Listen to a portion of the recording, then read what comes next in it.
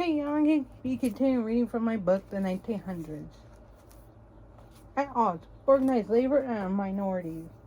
The craft union movement, while launched in the 1890s, made significant gains during the early years of the 20th century. Membership in the affiliates of the American Federation of Labor, or AFL, rose from 500,000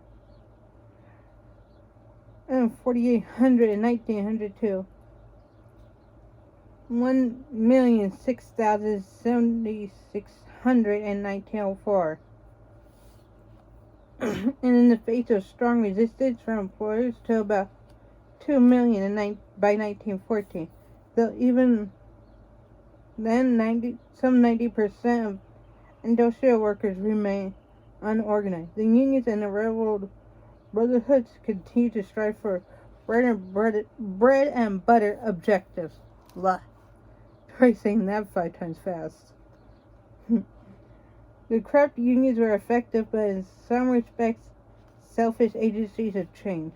Though they excited opposition from business managers not yet prepared to grant labor any voice in industrial decisions, they had little quarrel with the concentration of industrial power. The American Federation of Labor did demand the right to organize workers into national trade unions, consultations that would parallel the consultations of capital.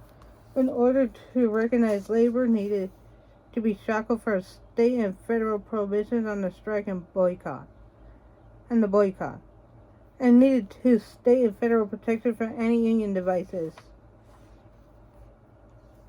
The unions welcomed legislation setting standards of safety and employer liability, but otherwise they prefer to rely on their own power rather than the authority of the state to reach their goals. They continue to distrust the federal government for it had so often in the past assisted in breaking strikes, and they were eager to enlarge their own power even at the expense of those they had no intention of organizing.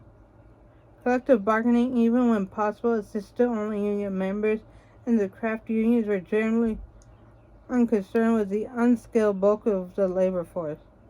Indeed, labor leaders looked down on the unskilled, particularly on those who were women or immigrants. Craft leaders feared that management would hire unskilled and unorganized immigrants and black laborers to replace skilled workers, though in fact skilled workers were competing less with the unskilled than with the advancing technology and mechanization. This fear intensified prejudices against Asian, Black Americans, and Southern and Eastern Europeans. Prejudice that fed growing sentiments for the restrictions of immigration and for racial segregation. Scorned alike by management and by the unions, the immigrants swelling the American labor force had to learn to help themselves. They continued, as in earlier decades, to receive unsystematic assistance in finding employment from urban political machines eager for their revolts. Further, each new wave of immigration brought to the United States candidates for the meanest jobs. Their availability permitted their predecessors to climb a notch higher in the hierarchy of the workplace. So it was during the first decade of the century in the needle trade in New York City where men and women from the Southern elite took over some of the underpaid and arduous piecework that had fallen in the 1890s to Eastern European Jews who moved up to become cutters or other skilled workers with accompanying increases in pay. The experience of those immigrant Jews revealed the need of every immigrant group to organize for its own self-protection and mutual benefit. The Jewish families in New York were able to survive financially only if wives and sometimes children added their earnings to those of husbands and fathers, and to survive emotionally only because of the support they derived from their culture and their community. Their language and religion set them apart, to be sure, but also provided them with a world of their own in which in time they could begin to prospect. Their unions, especially the International Ladies Garment Workers Union, or ILGWU, fought for their rights. They provided their own theater, their own literature, and granted their own orgoizy. I think that's how you say it. Though they also learned older American ways. They were one part of a pluralistic society in which other cultures also flourished. In New York City, as elsewhere, that was the inspiration, too, of Italians, Poles, Greeks, Bohemians, Chinese, Japanese, and others, outsiders, all whose labor drove American shops and factories to ever higher levels of production and profit.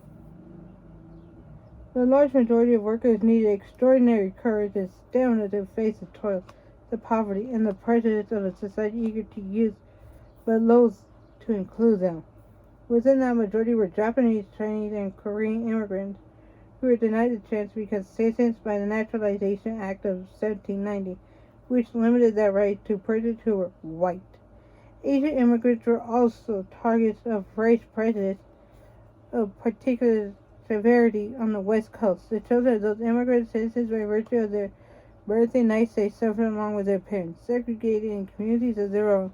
Asians and Asian Americans, with few exceptions, could find only marginal employment. That was true also of Hispanic Americans, most of them agricultural workers in the Southwest. Wow. There were 10 million black Americans, of whom almost 90% still lived in the South. In 1910, almost a third of them were still illiterate.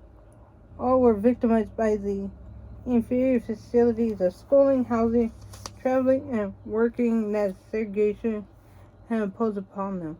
Worse still, the incidence of lynchings, over 1,100 between 1900 and 1914.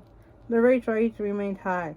As racist conflicts spread in the North as well as the South, American blacks experienced their worst season since the Civil War.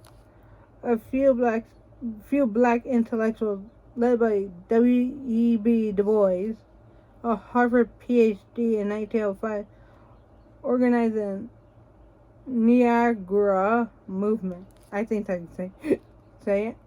Du Bois and his associates demanded immediate action to achieve political and economic equality for black Americans. With varying success, women too intensified their struggle for political, economic, and social status equal to that of men. Sarah Platt Decker, president of the General Federation of Women's Clubs, converted the energies of that middle-class organization to agitation for improving the conditions of industrial work for women and children. That was also the objective of the Women's Trade Union League and Florence Kelly's National Consumers League, which sponsored state legislation for minimum wages and maximum hours. In New York City, the International Ladies Garment Workers Union, financed in part by wealthy matrons, conducted a prolonged strike in 1909 that won limited gains in spite of opposition from employers and police. Please rate, comment, and subscribe down below. And if you're on TikTok, please like and follow my videos. And please pay for my stuff on Mercari and eBay, okay? Because I really need the money and I really need the followers and whatnot, okay? Bye.